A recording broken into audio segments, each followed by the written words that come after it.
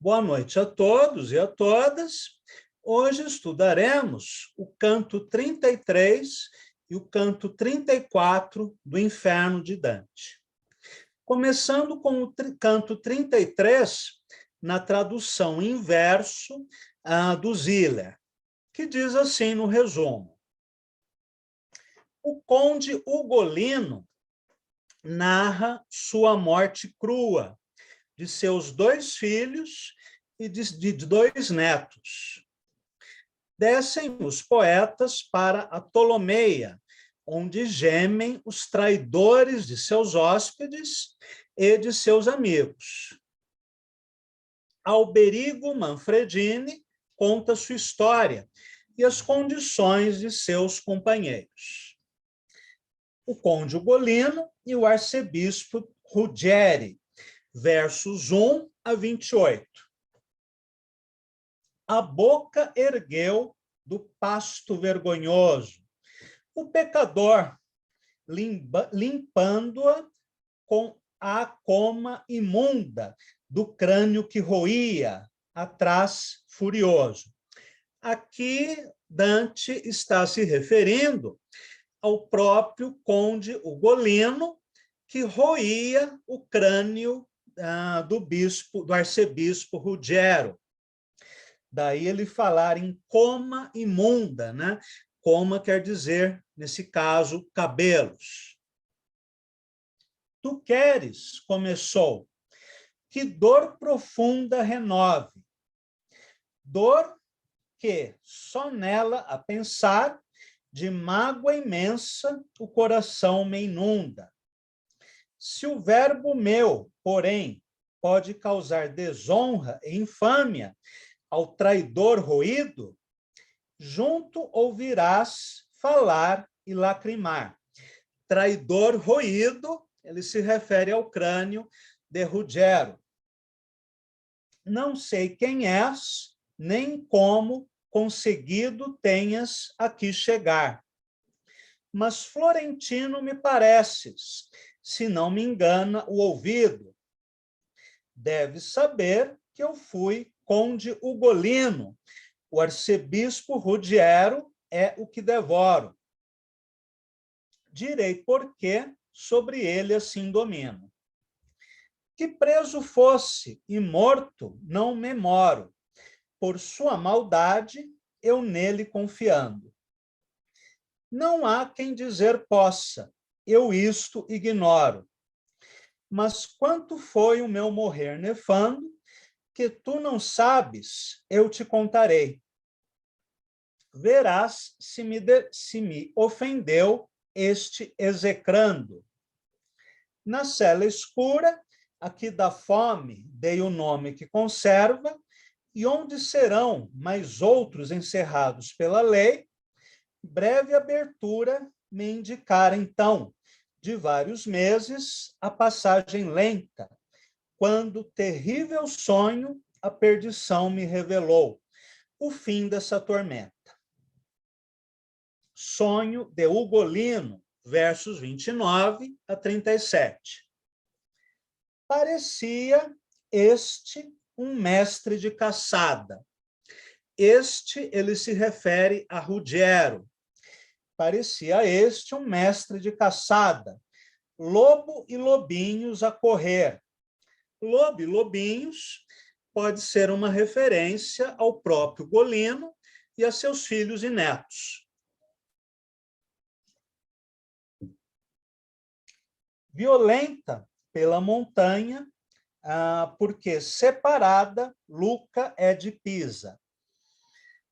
Cães esfomeados, Gualandos e Sismundos e a manada dos Lafrancos estavam destacados à sua frente. Esses cães esfomeados são famílias nobres rivais.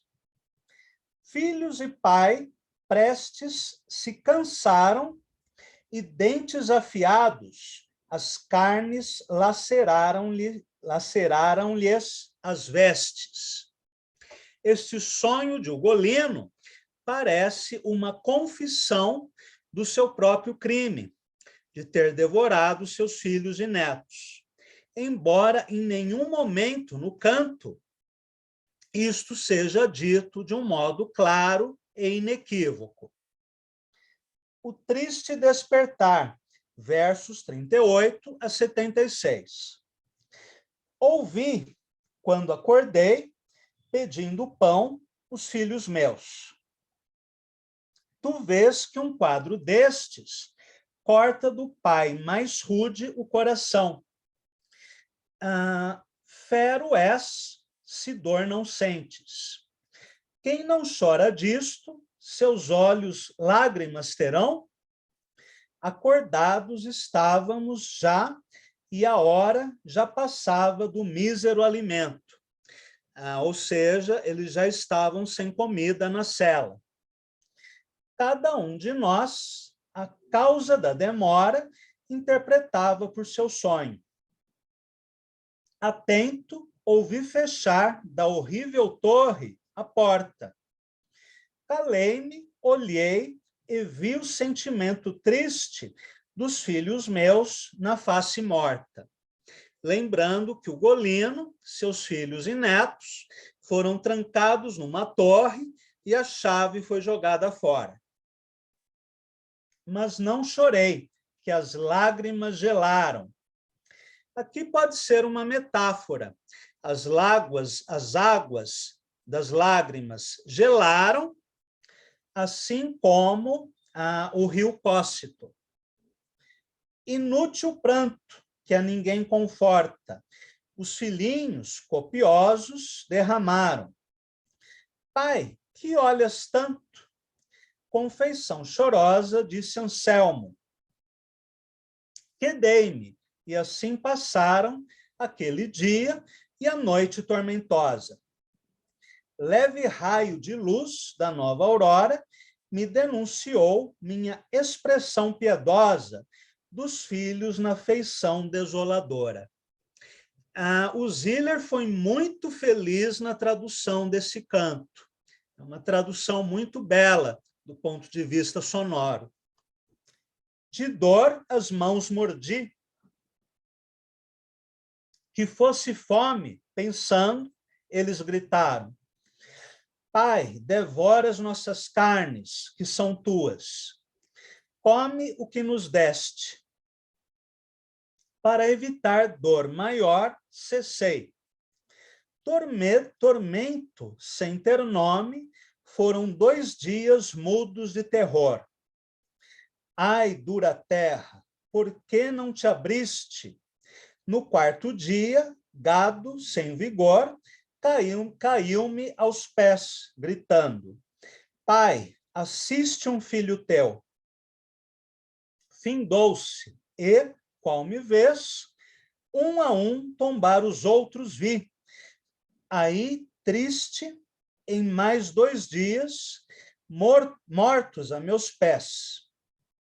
As tontas, cego, os procurei 2 dias, chamando-os, mas a fome, por sua vez, a minha dor venceu e as energias. Aqui o Golino já estava cego, e segundo ele mesmo diz, tateando, ele procura os filhos, e a fome, por sua vez, a minha dor venceu. O que sugere o ato de canibalismo. Imprecação contra Pisa. Não, antes disso. Calou-se então, e os olhos retorcendo, com as mordeduras, quais de cão bravias, o miserável crânio foi roendo. É uma imagem bem forte, né? Quase expressionista, essa de Ugolino roendo o crânio do arcebispo. Imprecação contra Pisa, versos 77 a 89. Pisa cruel, dos cidadãos vergonha, que no lindo país estão vivendo, onde gentil o si domina e sonha, pois que os vizinhos teus são vagarosos a castigar. Capraia mais Borgonha, são 2 ilhas próximas à foz do rio Arno. Cheguem à foz e os vagalhões furiosos de Arno voltem e afoguem teus viventes. Se boatos havia rumorosos de o conde ter traído as suas gentes, onde a culpa dos filhos condenados? Isso é uma pergunta. Brígata e Uguccione, ambos inocentes, há pouca idade afirma, e os dois citados, antes moderna Tebas, carniceira. Brigata e Uguccione são netos de Ugolino, que também teriam sido devorados pelo avô. A Ptolomeia, traidores dos hóspedes e dos amigos, versos 90 a 108. Ali deixamos os desventurados e passamos além, onde a geleira, asperamente, muita gente prende, não debruçada, mas supina inteira. Aqui ele se refere ao terceiro círculo do rio Cossito, onde os condenados estão deitados de costas. Ao pranto, o mesmo pranto ali contende, e a lágrima detida sobre o cílio, em gelo transformada, a dor estende, tornando-se terrível empecilho. Param as lágrimas e aumenta a dor. Ainda que em meu rosto não mais trilho houvesse para as sensações, calor ou frio, pois tostada a pele estava, de sopro percebi fraco rumor, que as faces levemente me tocava. Meu mestre disse, donde surge o vento, se aqui todo vapor silenciava?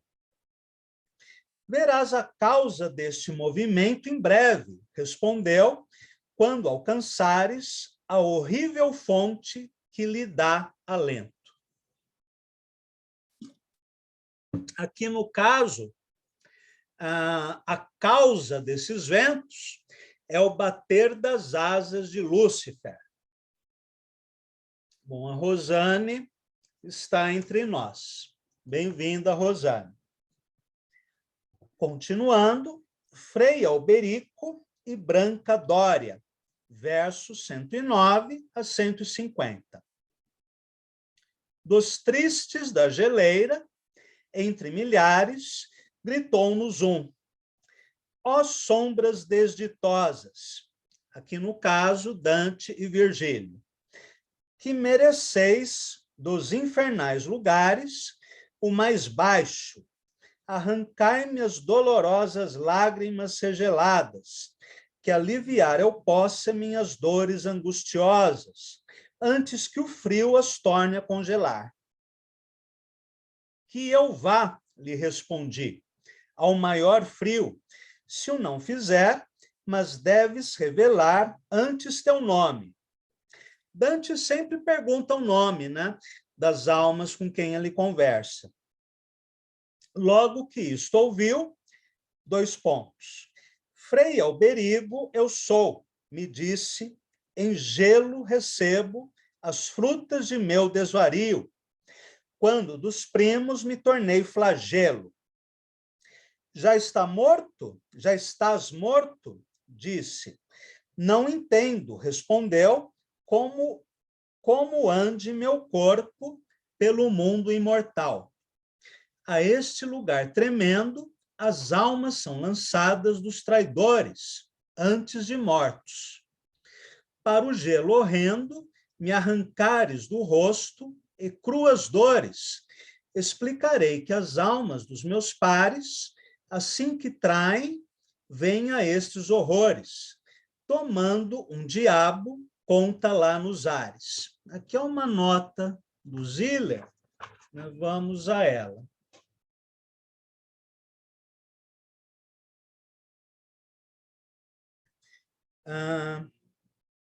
Esta espécie de traidores são levados para o inferno logo após o crime enquanto um diabo toma conta de seu corpo físico, até o perverso completar seus dias na terra. É um caso bastante peculiar. Prosseguindo.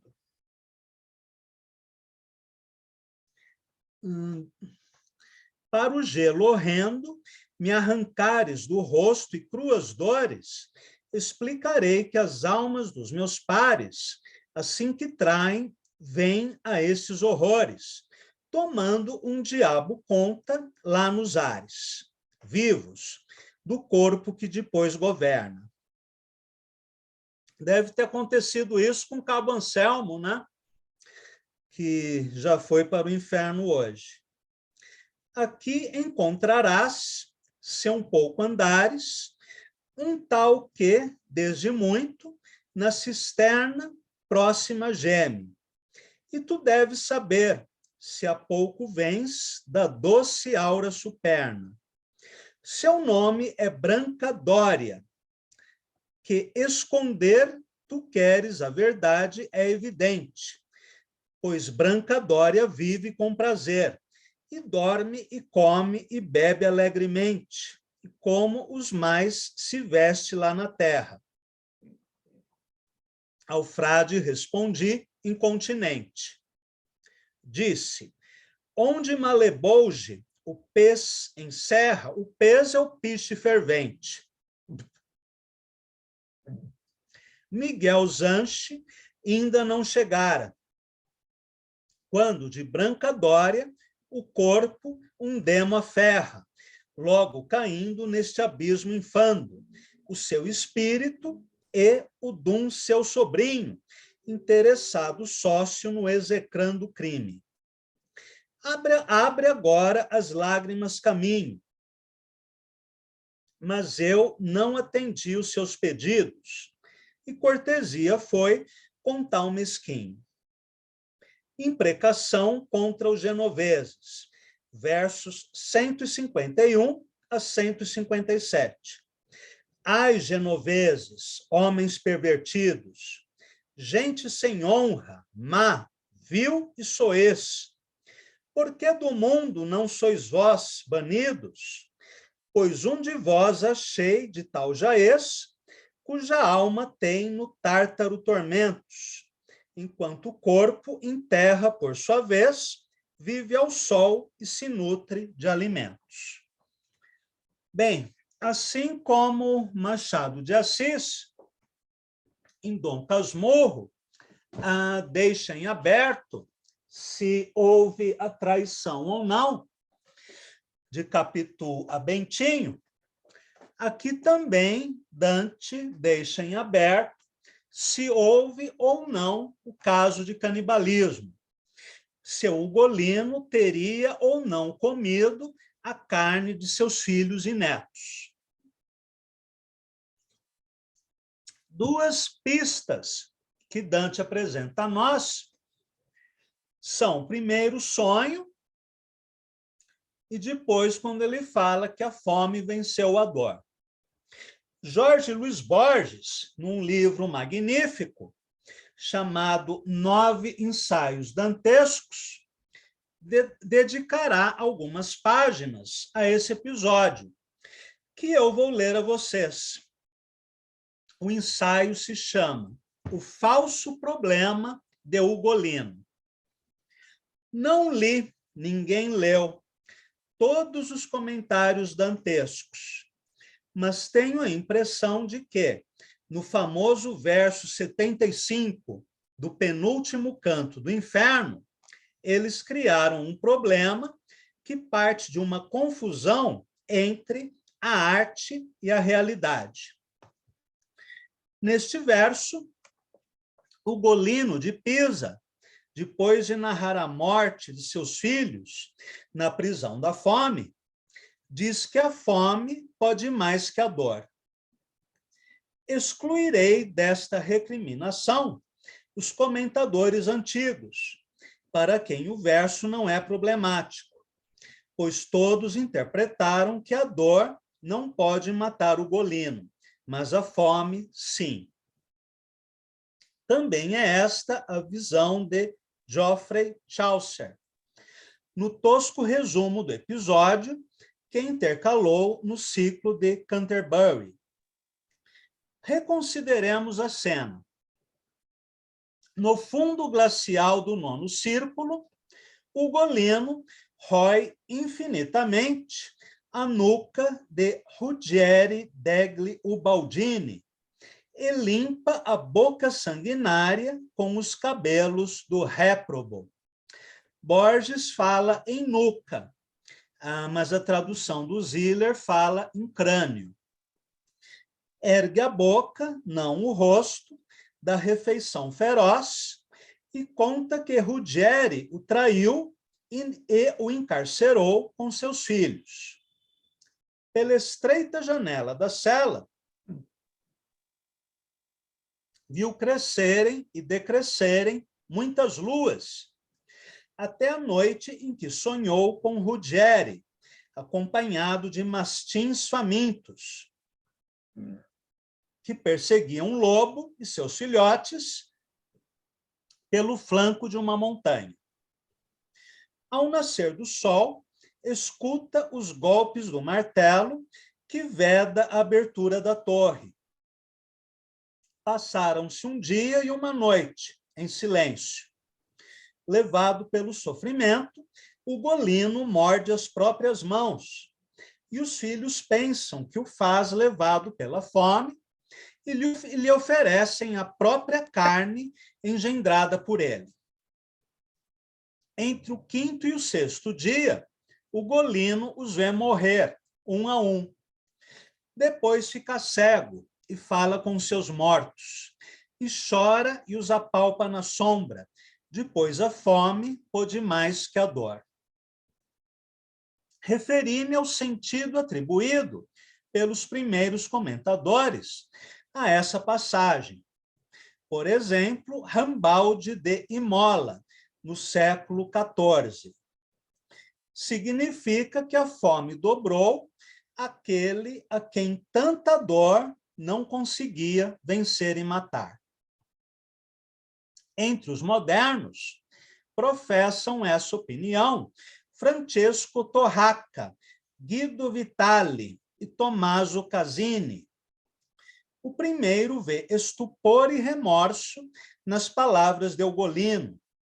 O último adiciona: intérpretes modernos imaginaram que Ugolino acabou por alimentar-se da carne de seus filhos, conjetura contrária à natureza e à história, e considera a controvérsia inútil. Benedetto Croce pensa como ele e afirma que, das duas interpretações, a mais congruente e verossímil é a tradicional. Bianchi, muito razoavelmente, contesta. Outros entendem que Ugolino comeu a carne de seus filhos, interpretação improvável, mas não é lícito descartar. Luigi Pietrobono, cuja opinião voltarei a comentar, diz que o verso é deliberadamente misterioso. Antes de participar por minha vez da inútil controvérsia, quero deter-me por um instante no oferecimento unânime dos filhos. Estes imploram ao pai que volte a tomar posse daquelas carnes engendradas por ele. Desconfio que esse discurso deve provocar um desconforto crescente em seus admiradores.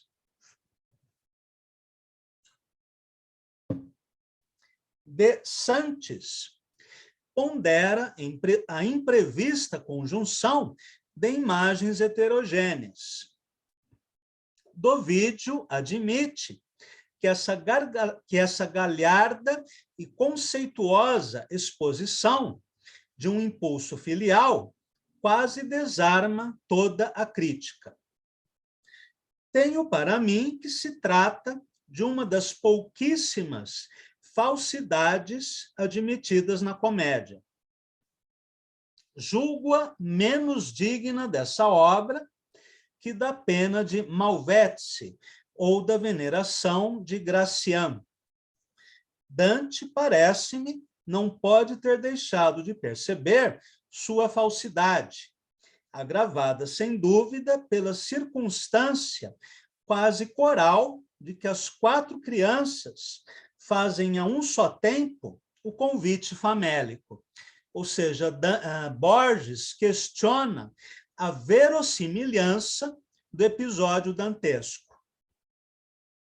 Não faltará quem insinue que estamos diante de uma mentira de Ugolino, forjada para justificar ou sugerir o crime anterior. Ou seja, a mentira não seria de Dante, seria uma mentira do personagem de Dante, de Ugolino. O problema histórico de saber se nos primeiros dias de fevereiro de 1289, Ugolino della Gherardesca praticou o canibalismo é evidentemente insolúvel. O problema estético ou literário é de índole completamente diferente. Cabe enunciá-lo assim. Dante quis que pensássemos que o Ugolino de seu inferno, não o personagem histórico, comeu a carne de seus filhos? Eu arriscaria a resposta. Dante não quis que pensássemos, mas que desconfiássemos que isso acontecera. Portanto, a interpretação de Borges é muito mais sutil. A incerteza é parte de seu desígnio. Ugolino rói o crânio do arcebispo Ugolino, sonha com cães de presas pontiagudas, rasgando os flancos do lobo. Ugolino, levado pela dor, morde as próprias mãos. Ugolino, quando ouve os filhos, Ugolino ouve quando os filhos lhe fazem a oferta inverossímil de sua própria carne. Ugolino, pronunciando o ambíguo verso, torna a roer o crânio do arcebispo. E esse roer o crânio já é um indício, né, do suposto canibalismo. Tais atos sugerem ou simbolizam o fato atroz. Desempenham uma dupla função. Acreditamos que fazem parte do relato e são profecias. Robert Louis Stevenson observa que os personagens de um livro são conjuntos de palavras. A isso, por blasfemo que nos pareça, resumem-se Aquiles e Peer Gynt, Robinson Crusoe e Dom Quixote. A isso também se resumem os poderosos que comandaram a terra.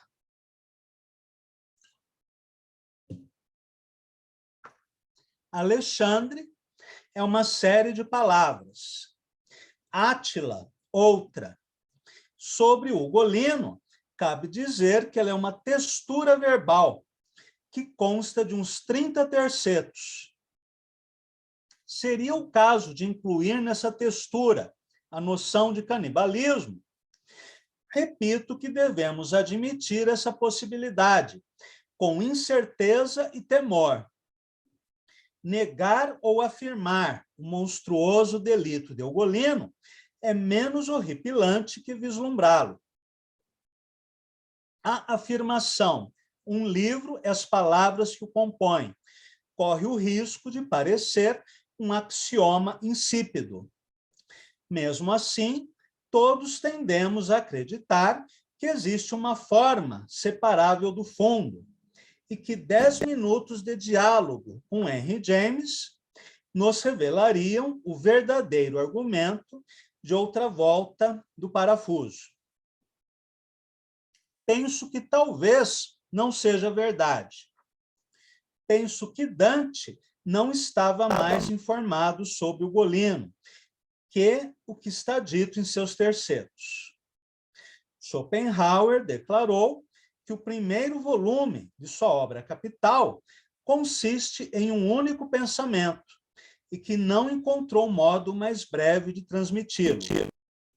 Dante, ao contrário, diria que tudo o que imaginou sobre o Ugolino está nos debatidos tercetos.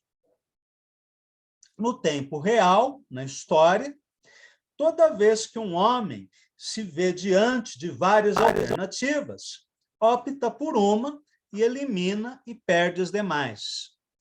O mesmo não acontece no tempo ambíguo da arte, semelhante ao da esperança e ao do esquecimento. Hamlet, nesse tempo, é são e é louco. Na treva de sua torre da fome, o Ugolino devora e não devora os cadáveres amados. E essa ondulante imprecisão, essa incerteza, é a estranha matéria de que é feito.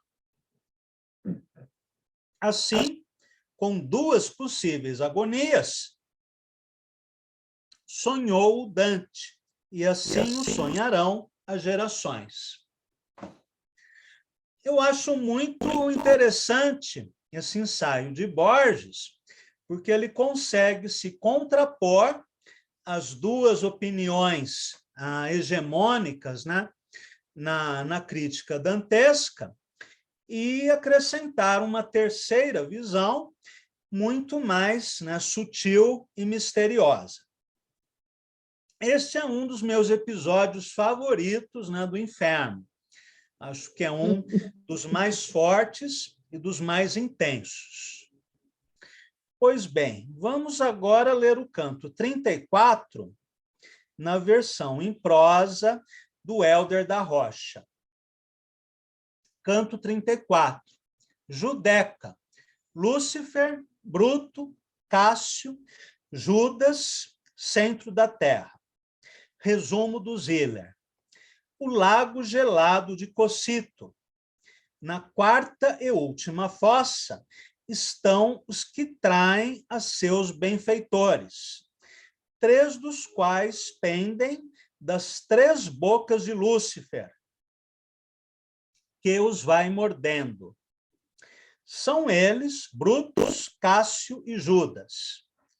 Os poetas sobem pelas costas do rei do inferno e, através de caminhos subterrâneos, voltam a rever as estrelas. Tradução em prosa do Hélder da Rocha.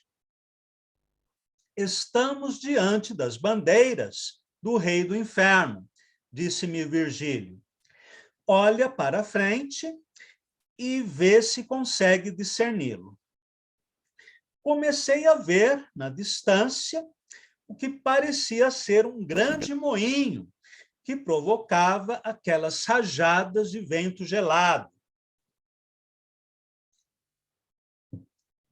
Estávamos chegando ao lugar onde eram punidos aqueles que traíam os seus benfeitores. Neste lugar sombrio e gelado, as almas estavam completamente submersas no gelo, transparecendo como palha em cristal. Algumas estavam de pé, outras de ponta cabeça, outras atravessadas, outras em arco, outras curvadas e outras invertidas. Quando já tínhamos caminhado o suficiente, o mestre decidiu me mostrar aquele que um dia teve tão belo semblante.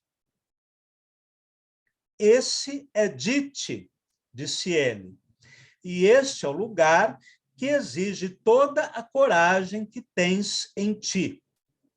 Dite é um dos nomes de Lúcifer, e também é o nome da cidade de Lúcifer. Não me perguntes, leitor, como eu fiquei fraco e gelado, pois não há palavras que possam descrever aquela sensação. Eu não morri, nem estava vivo. Tente imaginar, se puderes, como sem uma coisa nem outra eu fiquei. Vi aquele gigante submerso no gelo, despontando seu corpo do peito para cima. Só o seu braço tinha o tamanho de um daqueles gigantes que encontramos na entrada do lago. Fiquei mais assustado ainda quando vi que 3 caras ele tinha na sua cabeça. Toda vermelha era a da frente, a da direita era amarela e a da esquerda era negra. Vou abrir um parênteses. Essas 3 faces de Lúcifer são uma paródia profana, uma paródia blasfema da Santíssima Trindade. Continuando. Acompanhava cada uma um par de asas como as de morcego. Eu nunca vi um navio com velas tão grandes. E ele as abanava, produzindo 3 ventos delas resultantes. Era esse vento que congelava as águas do Cocito. Ele chorava por 6 olhos, e dos 3 queixos caía uma sangrenta baba, que pingava junto com as lágrimas. Em cada boca ele moía um pecador. O da frente mordia mais rapidamente que os outros. Cada ceifada lhe arrancava a pele inteira. Esse da frente é Judas Iscariotes, disse o mestre, que sofre pena dobrada, com a cabeça para dentro e as pernas para fora. O que é mordido pela boca preta é Brutus, e o outro é Cássio. Mas em breve será noite. Está na hora de partirmos, pois já vimos tudo o que há para se ver. Agora agarre-se em mim firmemente. Obedeci e ele me carregou, dirigindo-se para as costas de Lúcifer. Aguardou um pouco e, quando as asas estavam altas, saltou da beira de um fosso para a escuridão, mas logo agarrou-se às costas peludas do demônio. Descemos mais ainda. Estávamos entre as costas de Lúcifer e as crostas congeladas do Cócito. Ou seja, transformaram Lúcifer num tobogã. Quando chegamos à altura da junção da coxa ao tronco do gigante infernal, meu guia, já mostrando sinais de fadiga, inverteu o corpo e, sem soltar os pelos do monstro, seguiu como se subisse, me fazendo pensar que voltávamos para o inferno. Segura firme, disse ele, pois não há outro caminho.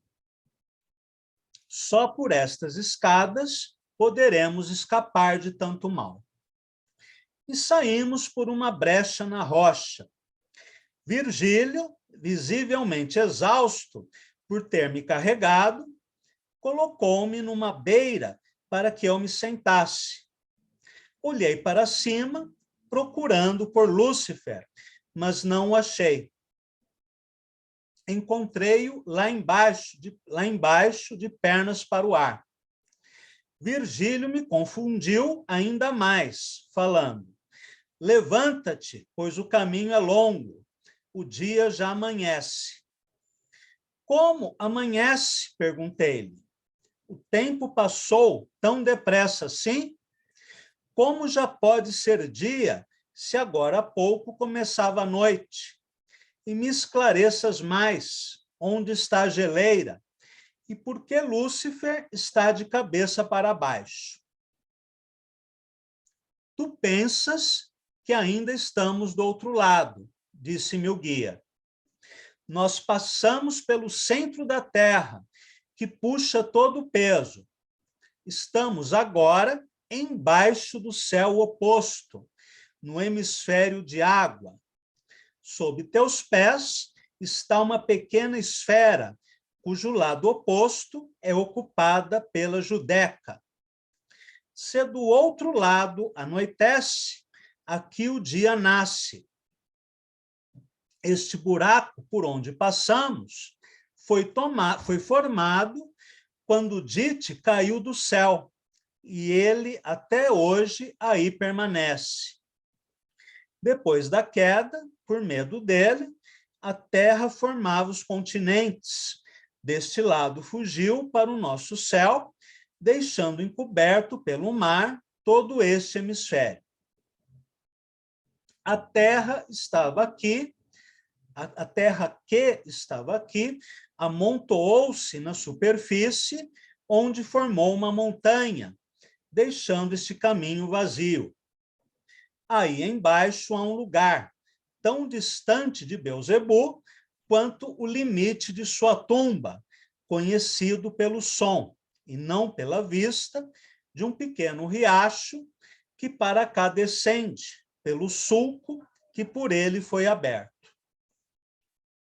Passamos, então, o resto do dia seguindo por aquele caminho escondido debaixo do chão, sem descanso algum. Depois de longa caminhada, subimos, ele primeiro e eu atrás, passando por uma pequena abertura na pedra, para, enfim, rever as estrelas. Este é o fim da viagem pelo inferno. A seguir, na semana que vem, faremos um breve resumo do inferno de Dante, para, na outra semana, iniciarmos a viagem pelo purgatório. Mas, antes de encerrarmos, vamos ler algumas notas explicativas do Helder da Rocha. Judeca é o nome do giro mais baixo do último círculo do inferno. Judeca vem do nome de Judas. É lá que reside Lúcifer, fazendo companhia àqueles que, em vida, traíram seus benfeitores. Eles sofrem intensamente devido à proximidade de Lúcifer e por estarem totalmente submersos no lago de gelo do Cocito, conscientes para a eternidade. Lúcifer é o portador da luz, o anjo que ocupava um cargo da mais alta confiança e que, rebelando-se, traiu a Deus.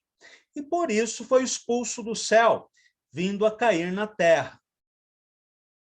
Na sua queda, ele afundou pela superfície e só veio parar quando chegou ao centro da terra, sobre o qual passou a reinar. Os comentadores Otimo e Benvenuto identificam as três faces de Lúcifer como símbolos opostos à Trindade cristã. Essas três faces são o ódio, a ignorância e a impotência. Outros veem Lúcifer como uma representação da própria Terra, e suas faces como representação dos três continentes conhecidos, Europa, Ásia e África.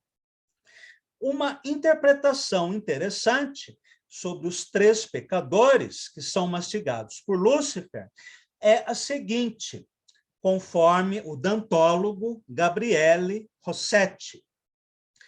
Os três espíritos que pendem da boca de Lúcifer são Judas, Brutus e Cássius.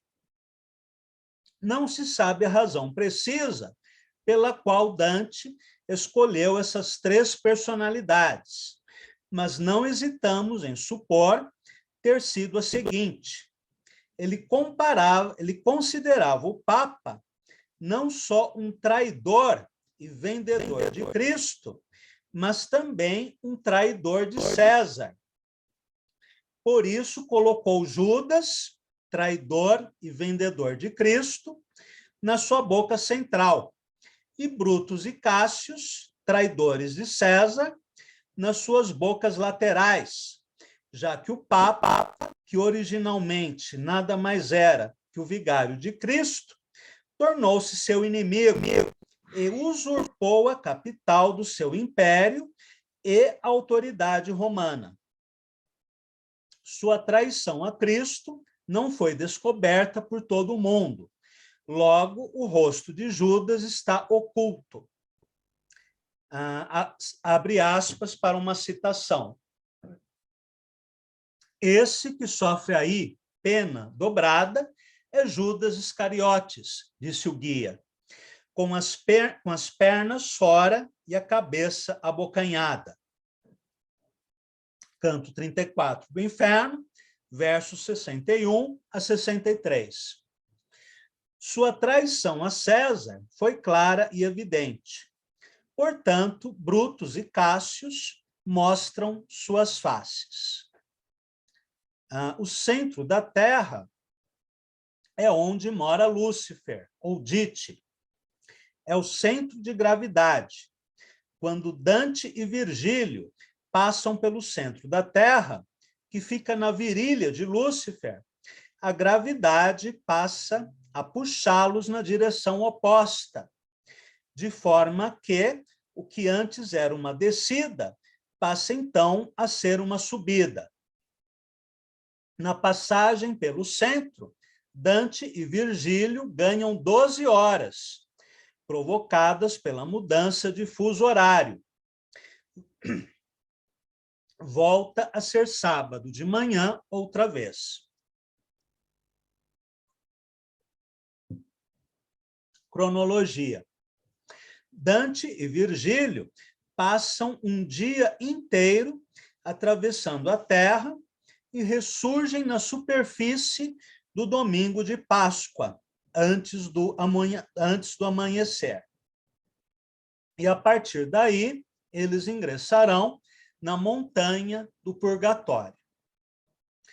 E aqui terminamos, né, a aula de hoje, concluímos a leitura dos 34 cantos do inferno, e na semana que vem faremos uma revisão geral do inferno antes de iniciarmos o estudo do purgatório.